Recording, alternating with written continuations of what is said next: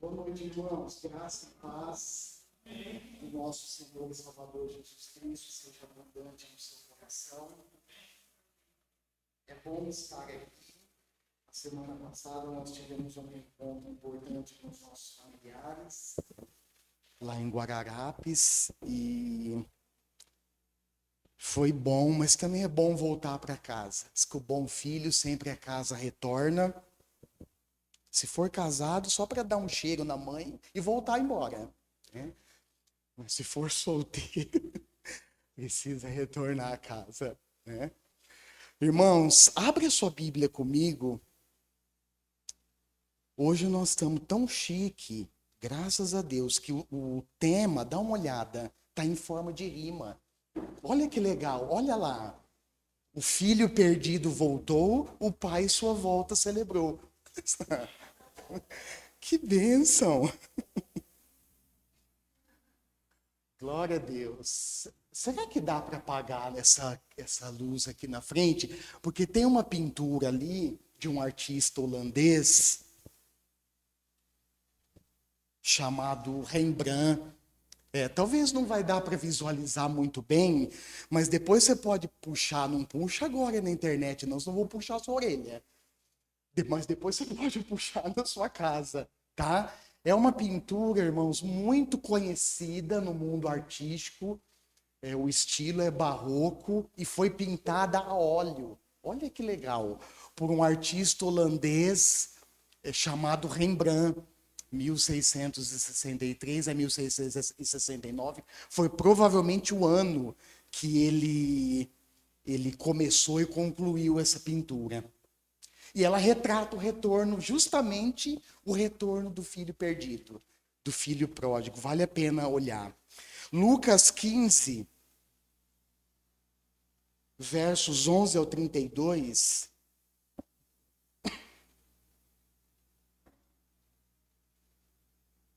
é uma parábola, na realidade são três parábolas que o nosso Senhor Jesus conta, o médico Lucas, graças a Deus, registra, e hoje nós temos esse registro nas nossas mãos.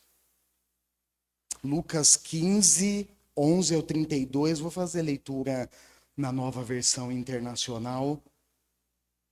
Jesus continuou: um homem tinha 2 filhos. O mais novo disse a seu pai: Pai, quero minha parte da herança. Assim ele repartiu sua propriedade entre eles.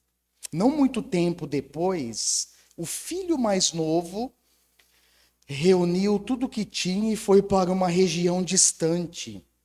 E lá desperdiçou os seus bens, vivendo irresponsavelmente. Depois de ter gasto tudo, houve uma grande fome em toda aquela região. E ele começou a passar necessidade. Por isso, foi empregar-se com um dos cidadãos daquela região, que o mandou para o seu campo, a fim de cuidar de porcos.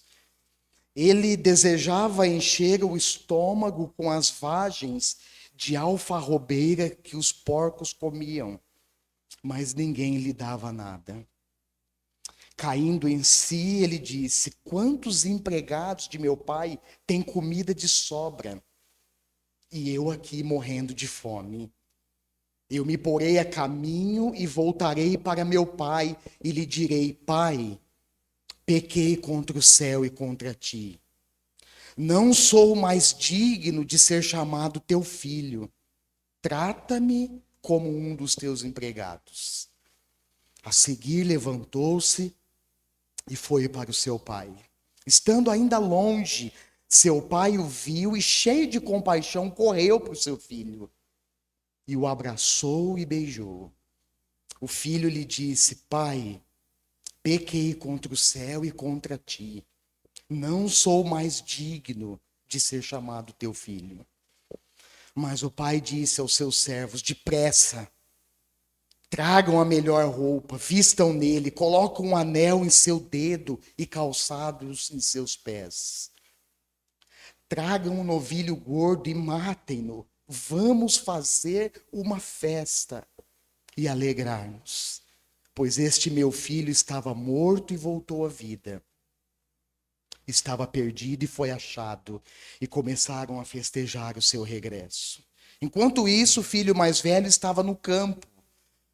Quando se aproximou da casa, ouviu a música e a dança. Então chamou um dos servos e perguntou-lhe o que estava acontecendo. Este lhe respondeu: seu irmão voltou, e seu pai matou o novilho gordo, porque o recebeu de volta são e salvo. O filho mais velho encheu-se de ira e não quis entrar. Então seu pai saiu e insistiu com ele, mas ele respondeu ao seu pai: olha, todos esses anos tenho trabalhado como um escravo ao teu serviço e nunca desobedeci as tuas ordens. Mas tu nunca me deste um cabrito, nem um cabrito, para eu me alegrar, para eu festejar com os meus amigos.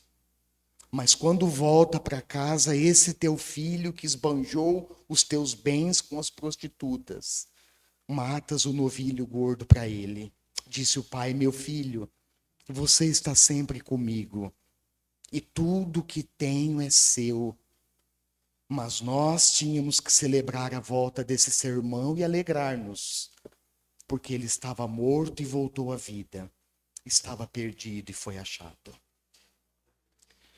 Irmãos, essa parábola contada pelo nosso Senhor Jesus, particularmente, é uma das mais extraordinárias contadas por Jesus e registrada nos evangelhos.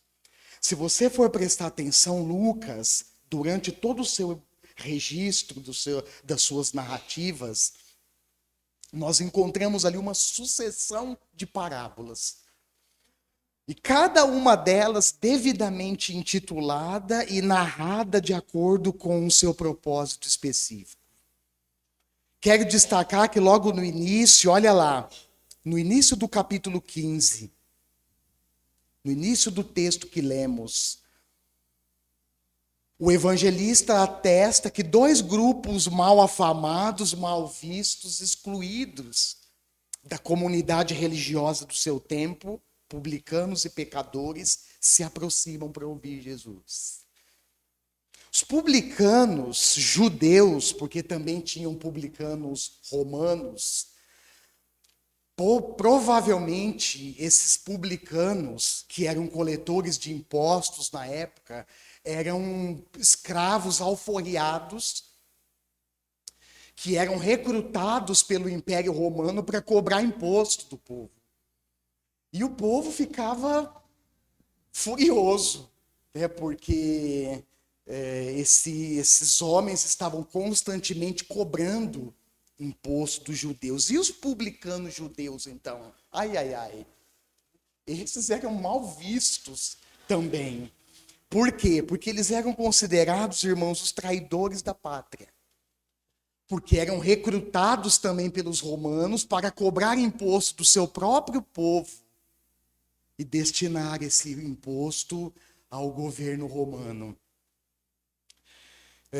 Também eram considerados traidores da religião, uma vez que Israel só conhecia somente tributos para fins religiosos. Eu não vou entrar nesse caminho, senão eu vou me desvirtualizar aqui na mensagem, senão eu vou pegar outro caminho aqui. Mas se você quiser estudar, vale a pena, no livro de Levítico, o livro inteiro de Levítico, mas de maneira específica, capítulo 4, 5 e 6, você vai ver que as ofertas que os israelitas, que os judeus destinavam, eram ofertas de cunho religioso, para fins religiosos. Então, eles também, por isso, eram taxados de traidores da religião. E os pecadores? Quem se classificava nesse grupo? Todas as pessoas que viviam na libertinagem, cometiam toda sorte de pecados. Mas o interessante, irmãos, e que me chama a atenção quando eu estudo o texto, é que esse grupo de pessoas não vieram ou não foram para Jesus para ver os seus sinais. Eles não foram para comer pão, E não foram para serem curados das suas enfermidades. Lucas registra que eles foram para ouvir Jesus. E o ouvir, preste atenção, ouvir de forma aberta, desinteressada, é o primeiro movimento da fé que conecta pecadores com Deus vivo. Isso é maravilhoso, irmãos. Isso é maravilhoso. Paulo aos Romanos, no capítulo 10, verso 17, lembra? Ele diz, olha, a fé vem pelo ouvir, e o ouvir a palavra de Cristo. A fé vem pelo ouvir. Romanos 10, 17. Ouvir a mensagem, e a mensagem ouvida pela palavra de Cristo. Mediante a palavra de Cristo. Ouvir, irmãos, é o primeiro movimento da fé que coloca pecadores face a face, rejeitados pela comunidade religiosa da época, mas não rejeitados pelo próprio Deus. Isso é maravilhoso, irmãos. Isso toca o meu coração todas as vezes que eu leio, que eu estudo, que eu me encontro com esse texto. Jesus é maravilhoso. As pessoas que a sociedade especialmente a sociedade, a comunidade religiosa, extremamente religiosa do tempo, rejeitavam, irmãos. Jesus acolhia. E esse movimento da fé, o ouvir a Deus, conecta pecadores face a face com o único Deus, detentor da graça, detentor do amor, detentor do perdão, da libertação, da misericórdia, da nova vida. E essas três parábolas registradas, alguém disse um dia que as parábolas é como um chute na canela. Vai perceber o ensino aqueles que estão atentos. Já pensou? Leva um chute na canela. E se você está vivo, se você está ligado, você já vai sentir a dor e se manifestar. E as parábolas, irmãos, elas fizeram parte de uma extensa ensino do Senhor Jesus. Jesus usava elementos simples do cotidiano do povo para transmitir verdades espirituais, princípios espirituais profundos. E essas três que estão registradas no capítulo 15 de Lucas, ovelha perdida, moeda perdida e filho perdido, contados na sequência, formam uma única unidade literária. Por que isso, pastor? Porque segue o mesmo raciocínio de ensino. Se você for prestar atenção, lendo lá, estudando durante a semana, você vai perceber que a celebração terrena nas três parábolas, nos três exemplos, ilustra uma coisa só. O que é, pastor? A celebração celestial quando um pecador se arrepende. E foram contadas, irmãos, eu fico assim impressionado como Jesus ele inclui elementos não só do cotidiano, mas como ele inclui elementos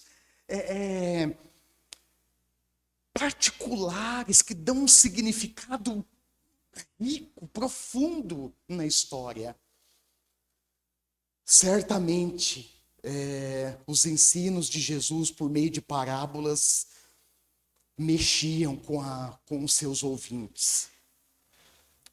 E essas três parábolas, elas também foram contadas por Jesus como uma resposta à indignação e à crítica dos fariseus e dos mestres da lei. Olha lá Lucas 15, logo no comecinho. Verso 1, todos os publicanos e pecadores estavam se reunindo para ouvi-lo. Mas os fariseus e mestres da lei faziam o quê? Ao invés de se alegrarem, eles criticavam Jesus. Este homem recebe... Olha como que eles se dirigem a Cristo, irmãos. Este homem recebe pecadores e come com eles. E por isso Jesus então conta as três parábolas na sequência. E a crítica desses dois grupos aconteceu por duas razões. Primeira, Jesus não apenas recebia essas pessoas, mas também permitia que essas pessoas o acolhessem na comunhão da mesa. Abre um parênteses aqui para uma coisa importante. Fazer uma refeição juntos naquele contexto era um sinal, desculpa, era apontava para uma comunhão íntima. Naquela cultura, irmãos, comer na casa de alguém carregava em si esse significado de amizade profunda, de intimidade profunda. E por meio desse comportamento, Jesus posiciona-se acima das barreiras preconceituosas, extremamente religiosas em Israel. Afinal, o próprio Senhor Jesus, em outra ocasião, já havia afirmado aos fariseus e mestres da lei, Marcos 2,17, não são os que têm saúde que precisam de médico, mas sim os doentes. Eu não vim chamar justos, mas pecadores. Parábola do filho perdido ou do filho pródigo representa, irmãos, uma obra-prima clássica do amor de Deus. Pois retrata na figura do pai e seus dois filhos exatamente isso: o amor, o grande amor, a misericórdia de Deus estendida e oferecida a todos. Até mesmo aqueles que precocemente se perdem pelo caminho. Até mesmo aqueles que precocemente se afastam do Senhor. Ou aqueles que, aprisionados pelo senso de justiça própria, que é um senso baseado em obras, ignoram a justiça que vem de Deus. E eu pergunto para vocês, qual é a justiça que vem de Deus? É aquela que é pela fé em quem? Em Jesus. A justiça própria, irmãos, ela se baseia em obras humanas. Mas a justiça que vem de Deus, ela se baseia única e exclusivamente na fé em Jesus Cristo. E esses que se baseiam, infelizmente, era o caso dos fariseus, dos mestres da lei, que se baseavam no senso da justiça própria, rejeitavam a Deus. E rejeitavam também o ser humano criado à sua imagem, sua semelhança. Eu passo agora, nesse momento da mensagem, explorar as particularidades dessa história, encontrada na figura dos personagens principais aqui. Eu vou começar com o filho mais novo. O que a gente pode aprender com isso, irmãos? Vou começar explorando a postura do filho mais novo, suas atitudes. Primeira, ele solicitou sua parte na herança. Presta atenção. Pedir ao pai a herança por antecipação era algo impensável naquele tempo. Seria o equivalente a dizer: pai, eu queria que você já estivesse morto. Já pensou? Por quê? Porque o filho só tomava posse da herança, que normalmente era transmitida em propriedades, terras, quando seu pai morria. E na lei judaica, irmãos, os primogênitos, eles recebiam uma porção dupla. Talvez por isso Jacó foi faminto. Quando vê o irmão chegando faminto do campo, sabe que ele é o primogênito, sabe que quando o pai morrer vai receber porção dobrada. Talvez por isso. Ele é oportunista e agarra o irmão, tentando. E na realidade a gente sabe que conseguiu. Porque Esaú vende os direitos da primogenitura para o seu irmão Jacó. Uma declaração dessas, irmãos, também hoje, no Ocidente atual, não soaria bem. Por quê? Porque é a mesma coisa que dizer, pai, olha, eu queria que você já estivesse morto, para que eu tomasse, para que eu pudesse tomar parte na herança. Principalmente, irmãos, numa sociedade que valorizava, que ressaltava a obediência ao pai. A atitude do filho mais novo seria vista como um ato grave de rebelião. Eu não vou ler esse texto, mas se você quiser anotar e estudar depois, ler e estudar depois, Deuteronômio, capítulo 21, versos 18 ao 20, registra ali o castigo para os filhos rebeldes em Israel. Naquele contexto, sabe o que acontecia com eles? Eles eram apedrejados até a morte. Segunda atitude do filho mais novo, foi para uma terra distante e desperdiçou os seus bens. É aquilo, né? Longe do pai, eu vou ter mais liberdade. Infelizmente, irmãos, muitos jovens nos nossos dias atuais pensam a mesma coisa. Logicamente que crescer, amadurecer, adquirir responsabilidade, sair de casa, tudo isso faz parte.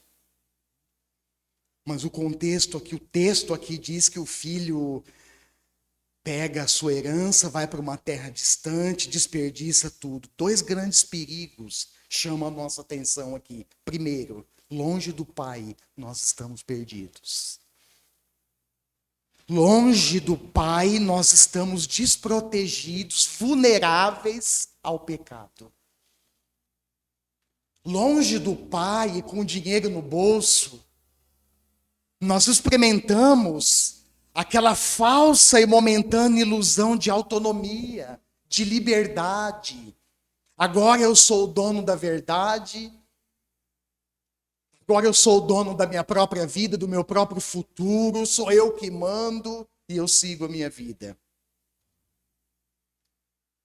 Mas essa falsa e momentânea ilusão de autonomia e liberdade, no caso aqui da história contada por Jesus, desembocou para a libertinagem, resultando em consequências graves. E o segundo perigo é a falsa segurança das riquezas.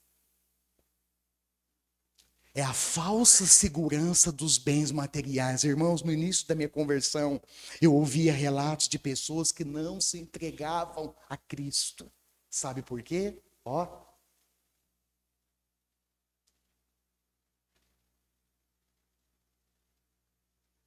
Irmãos, pessoas aprisionadas em dinheiro, em recursos materiais.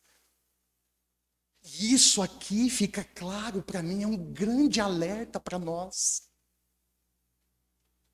E eu não estou dizendo com isso, ou querendo dizer com isso, por favor me entenda, que desfrutar das bênçãos materiais que Deus nos proporciona é errado, pelo contrário.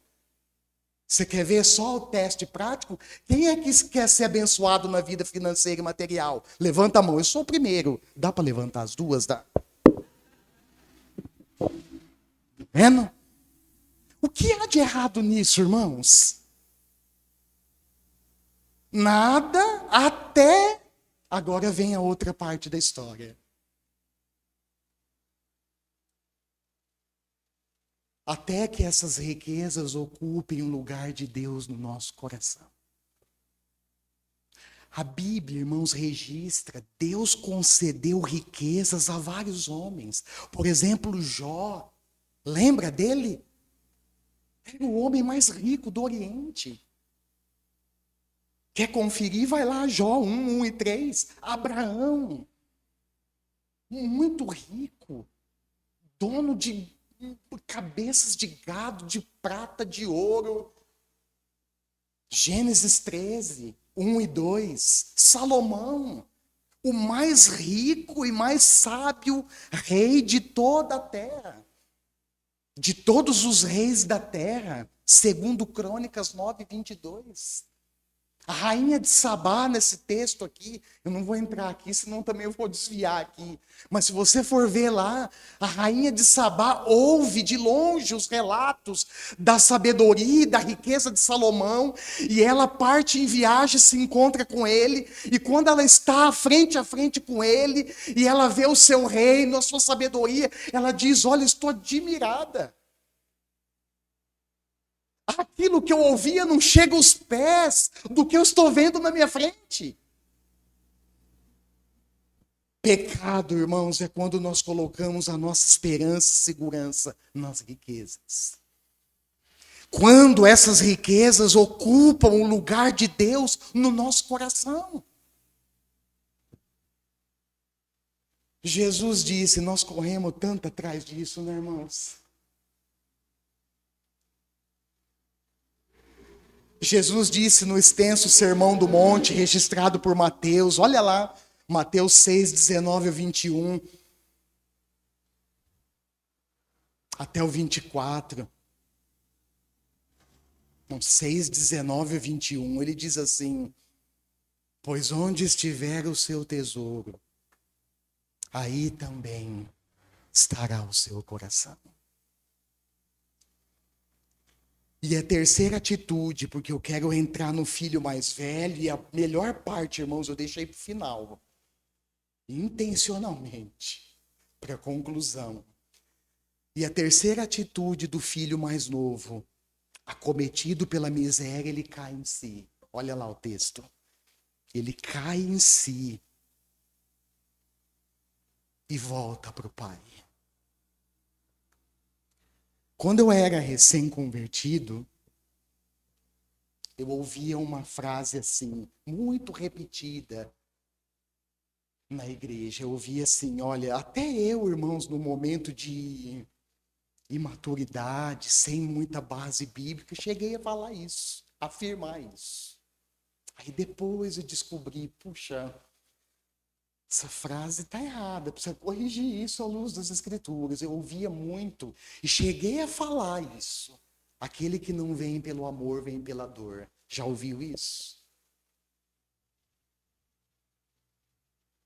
Nós não vamos, irmãos, para Deus nem pela dor e muito menos por amor.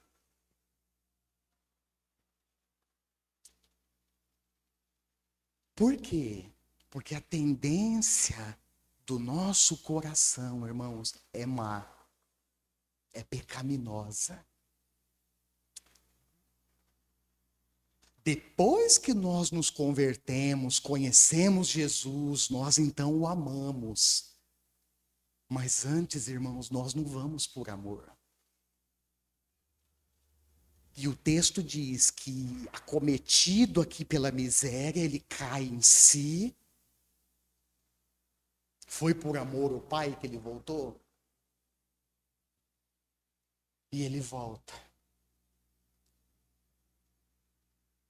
O contraste aqui entre a precariedade na terra estranha e o bem-estar na casa do Pai acendeu uma luz na consciência daquele filho. E então ele decide voltar. Não mais agora na posição de filho, mas de empregado. E no final eu quero abordar um pouquinho sobre isso quando eu entrar na figura do pai. Irmãos, certamente nós precisamos olhar para essas três atitudes com muita atenção.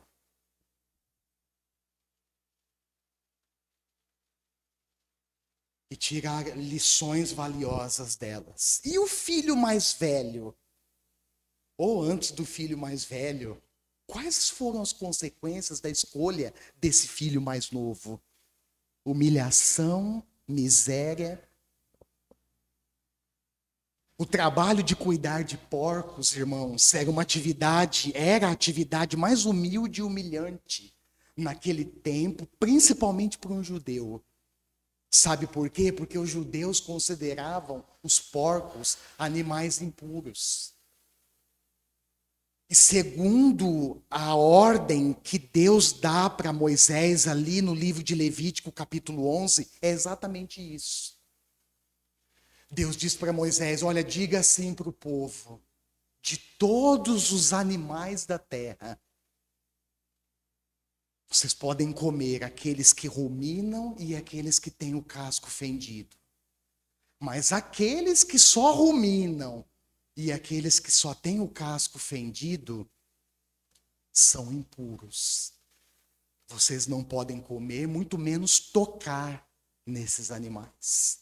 Então você imagina para um judeu humilhado, na miséria, cuidando de porcos, e a miséria que o acometeu foi tão severa que o texto diz que além de cuidar de porcos, ele desejava o quê? Comer as vagens de alfarroba. A alfarrobeira era uma árvore típica daquela região, crescia mais ou menos aí 10, 20 metros, uma árvore frondosa, e que dava um fruto em forma de vagem. No tempo de seca, de escassez de alimento, os agricultores, os produtores rurais, eles davam essas vagens para os animais, para os porcos. Porque o din-din era escasso. E nas famílias mais abastadas, mais pobres, eles ainda tostavam essas sementes para comer. E o texto diz, irmãos, que ele desejava encher o estômago com o fruto da alfarrobeira que os porcos comiam. Que triste realidade. E o filho mais velho, qual foi a sua atitude? Olha lá, encheu-se de ira, não quis entrar para celebrar o retorno do irmão, aponta com desprezo o seu comportamento, recusa-se a reconhecê-lo como irmão e diz num tom de acusação, lá no verso 30, quando volta para casa esse aí, esse teu filho, o Senhor o recebe, mata para ele o novilho gordo. Quem é, irmãos, o filho mais velho nessa parábola? Quem o filho mais velho simboliza?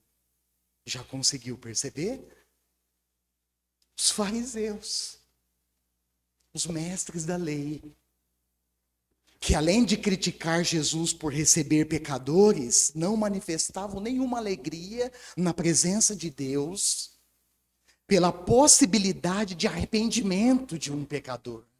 A Bíblia ensina, irmãos, que se um pecador, se arrepender, há grande festa nos céus entre os anjos de Deus. Porém, tem um aspecto aqui da atitude desse filho que a gente precisa prestar atenção. Olha lá comigo nos versos 29 e 30. Mas ele respondeu ao seu pai: olha, todos esses anos tenho trabalhado como um escravo ao teu serviço e nunca desobedeci as tuas ordens.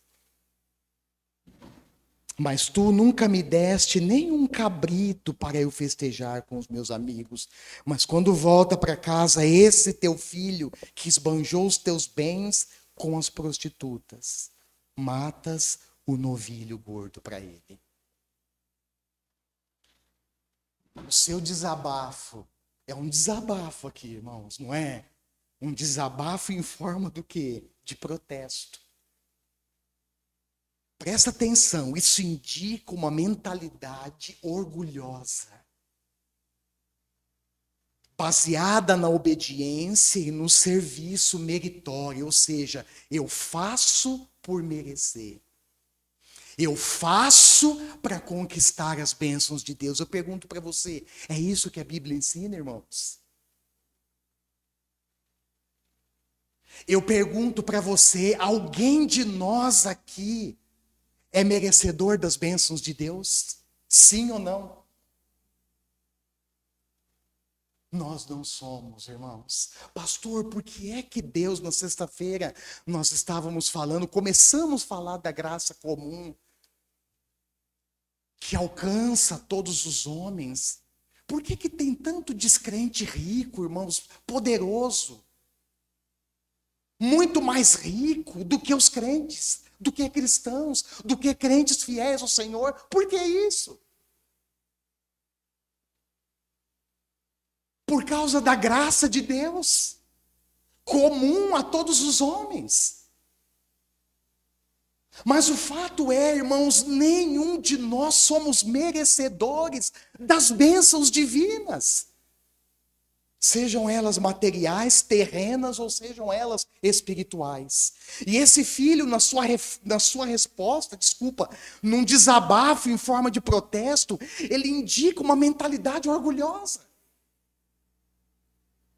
Olha, todos esses anos trabalhei como escravo e o Senhor nunca me deu um cabritinho magro, seco, raquítico, para festejar com os meus amigos. O filho mais velho, irmãos, preste atenção, porque isso para mim é uma grande lição. Ele estava perdido, não estava perdido numa terra distante, como o seu irmão que ele acusa. Ele estava perdido dentro da sua própria casa.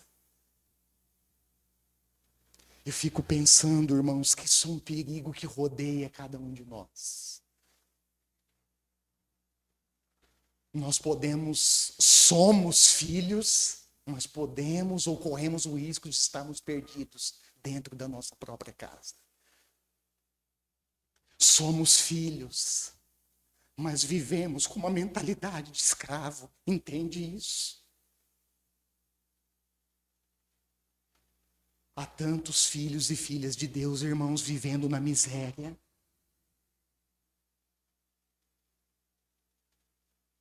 Filhos perdidos dentro da própria casa. Por que isso aconteceu? O senso de justiça própria. Olha só, irmãos, gerou naquele jovem, naquele homem, uma mentalidade de escravo. Um filho vivendo como escravo não sabe desfrutar das bênçãos do pai. Não é que não pode, ele pode, mas ele não sabe desfrutar das bênçãos do pai. E como eu disse, estou fechando, deixei a melhor parte para a conclusão. Melhor parte da história, que certamente inclui quem? O pai. Inclui o pai. E a sua resposta, a resposta do pai na sequência. Olha lá, verso 31, disse o pai: meu filho, você está sempre comigo. Olha só, irmãos, tudo que eu tenho. Esses dias eu estava lendo, irmãos, quando o apóstolo Paulo fala assim lá em Romanos capítulo 8, se Deus é por nós, quem será contra nós? Se Deus, preste atenção nisso, ele não poupou o seu único filho, o que ele tinha de mais precioso. Eu pergunto para você, meu querido e minha querida, você acha que Deus nos privaria de alguma coisa nesse mundo? Irmãos, preste atenção.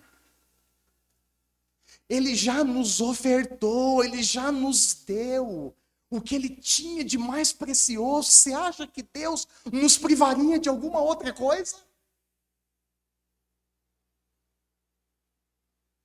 Mas às vezes nós somos filhos, vivendo como escravos. Mentalidade de escravos. Meu filho, você está sempre comigo. Olha que Jesus na parábola está falando isso para quem? Para os fariseus, irmãos, para os mestres da lei.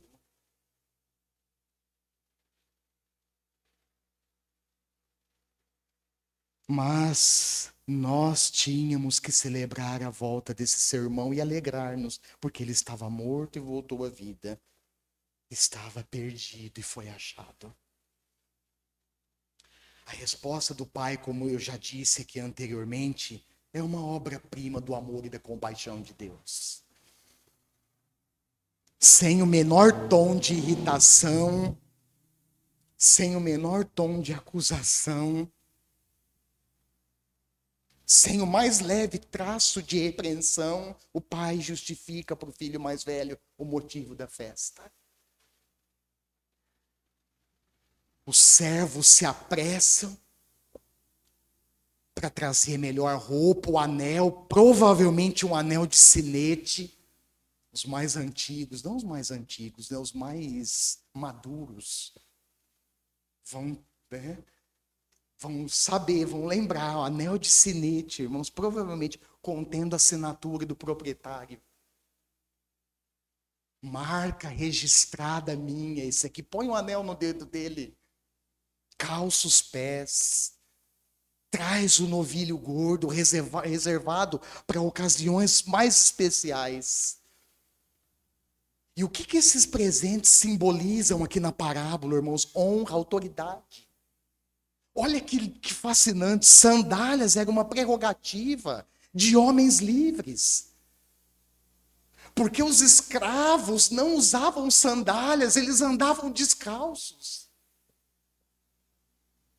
Traz a sandália, põe no pé dele. Afinal, este meu filho estava morto e voltou à vida, estava perdido e foi achado. E mesmo, irmãos, que o filho não se considerasse mais digno de ser chamado e tratado como filho, o pai estava dizendo para ele com isso claramente: eu não o receberei de volta como empregado. Eu só o receberei como filho. E certamente também nós não podemos esquecer que a reintegração do filho mais novo à família se deu a partir de princípios essenciais da fé e que devem caminhar conosco, irmãos, todos os dias da nossa vida. Olha só o primeiro: reconhecimento da sua miséria.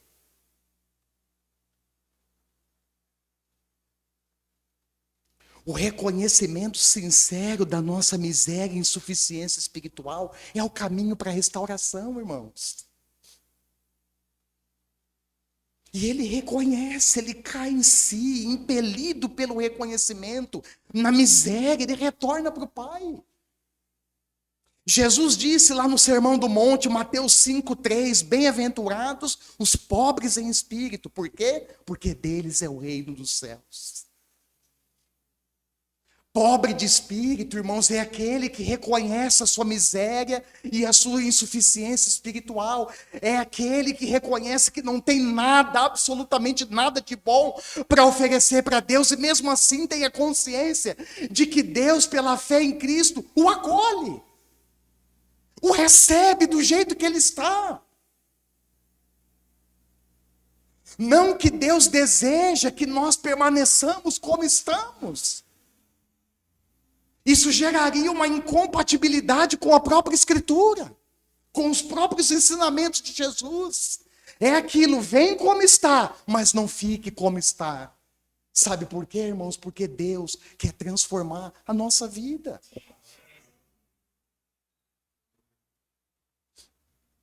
A igreja, irmãos, precisa estar sempre aberta e receptiva, aos que estão lá fora. Aos que pensam diferente de nós, aos que rejeitam o próprio Deus e o Evangelho. E olha, deixa eu dizer uma coisa para você: nem todos aceitarão o amor de Deus em Cristo. Pastor, o que o senhor faz com isso? Eu respeito a pessoa. Embora eu tenha consciência, irmãos, isso me dói o coração. De que aqueles que rejeitam o amor de Deus, só resta uma coisa para essas pessoas. O que, pastor? O caldeirão, fogo no inferno. Que, aliás, não foi reservado para os homens, criados à imagem e semelhança de Deus. Foi reservado para quem? Satanás e os seus demônios. Por que é que vai ter gente lá, irmãos, queimando eternamente? Porque decidiram sua própria sentença eterna. Confissão, olha outro princípio, irmãos, que nós encontramos aqui na atitude do filho mais novo. Ele confessa. Olha o verso lá, cadê? Verso 21. Pequei contra o céu e contra ti. A confissão é o caminho para o perdão de Deus. O apóstolo João, na sua primeira carta, capítulo 1, verso 8, 10, vai tratar disso. Olha o que o rei Salomão disse sobre isso em Provérbios 28, 13. Quem esconde os seus pecados não prospera, mas quem os confessa e os abandona encontra misericórdia. Que coisa maravilhosa. O rei Davi disse, se eu não me engano, no Salmo 51, olha, quando eu escondia os meus pecados, os meus ossos, dentro de mim, os meus ossos se definhavam.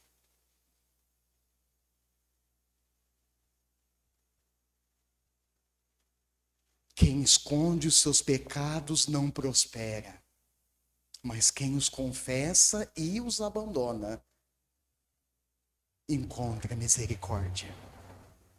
E o último princípio, irmãos, é o arrependimento. Que resulta no quê? No abandono da vida pecaminosa e num retorno sincero, verdadeiro para Deus. O arrependimento, irmãos, é uma questão de reorientação total da vida do indivíduo no mundo, diante de Deus e diante dos homens. Nós não podemos cair no erro ou no conceito básico de arrependimento e pensar que arrependimento é apenas uma vez na vida. O arrependimento, irmãos, ele é contínuo, ele é abrangente, ele deve atingir, ele deve permear todas as áreas da nossa vida. Todas as vezes que nós pecamos, todas as vezes que nós estamos aquém do propósito do Senhor, todas as vezes que nós pecamos contra a sua palavra, contra o nosso próximo, nós precisamos nos voltar para Deus em arrependimento. Jesus disse lá no Evangelho de João, quando ele se encontra com aquela mulher pega em adultério, ele diz para ela, olha, vai, eu não te condeno, agora vá e abandone a sua vida pecaminosa. Jesus, João Batista, proclamaram com veemência, com insistência durante seu ministério. Mateus 3, 1 e 2, Mateus 4, 17. Arrependam-se. Arrependam-se, pois o reino dos céus está próximo. Feche os seus olhos.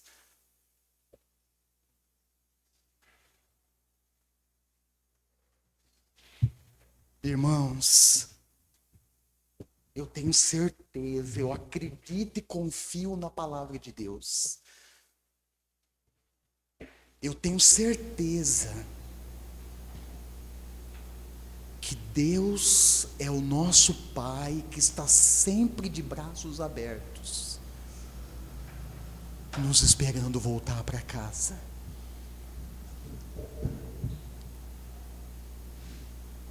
Quando nós reconhecemos a nossa miséria e insuficiência espiritual, quando nós confessamos pecados, quando nós nos arrependemos, ou seja, abandonamos esse pecado, nos voltamos completamente para Deus, eu tenho certeza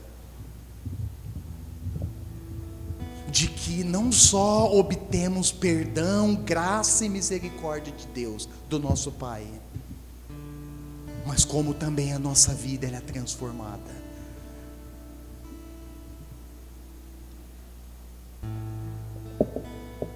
Com quem nos identificamos nessa parábola?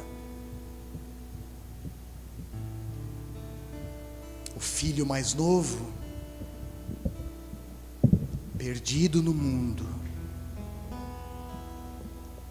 ou com o filho mais velho,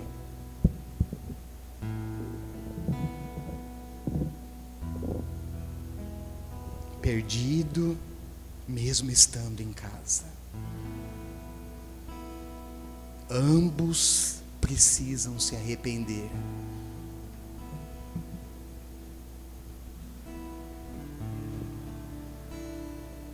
Só você, irmão, Amado, irmã amada, só você pode avaliar a sua própria vida à luz das Escrituras.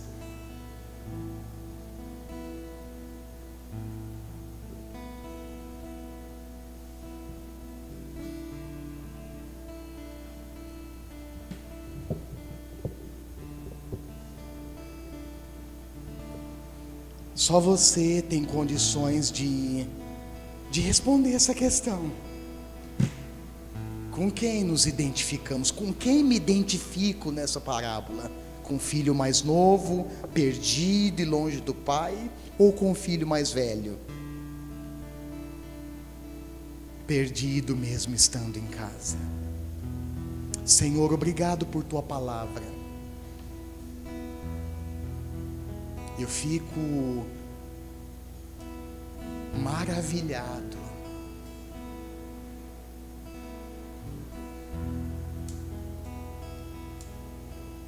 com o teu ensino, Senhor Jesus, por meio dessas 3 parábolas aqui registradas pelo médico Lucas.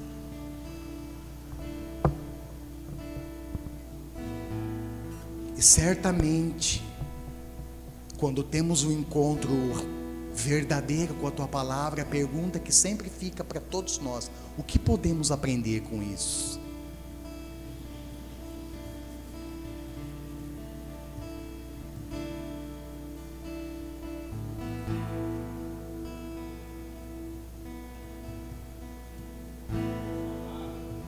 Como eu me enxergo diante de ti, como o Senhor me enxerga. Obrigado por teu amor singular, por teu amor incomparável, por teu amor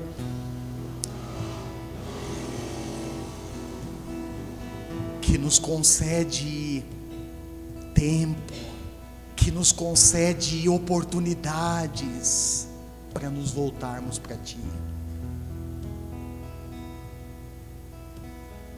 Obrigado, Senhor.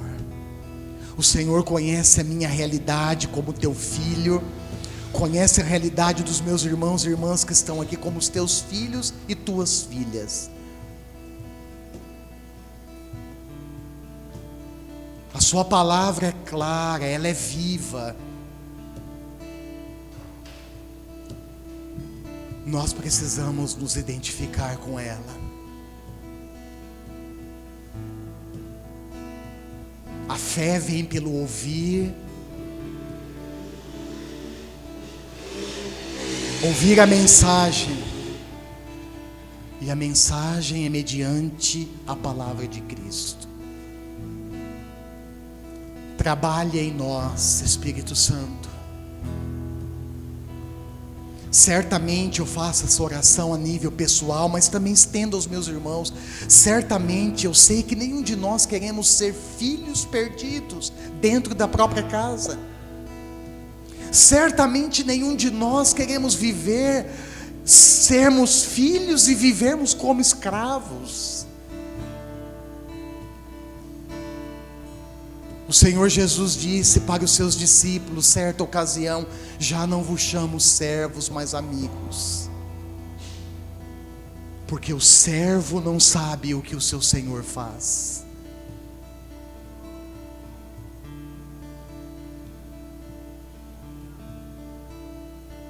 Trabalha em nós, liberta a nossa mente, escravizada em tantas coisas, Senhor, presa em tantas coisas. Liberta-nos nessa noite, mediante a tua palavra. Age em nós, ministra em cada um de nós, Espírito Santo. Queremos ser livres, não para usarmos da liberdade e dar lugar ao pecado e à libertinagem, nada disso, mas livres para te amar, livres para te encontrar, livres para andar contigo, livres para te servir, livres para desfrutar das tuas promessas para nós.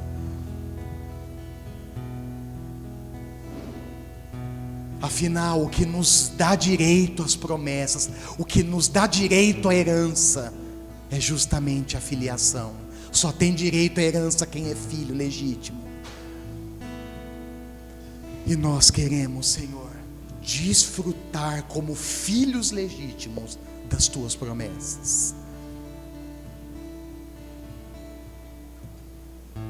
E também queremos celebrar com muito júbilo, com muita alegria, pelos pecadores que se arrependem e se voltam para o Senhor.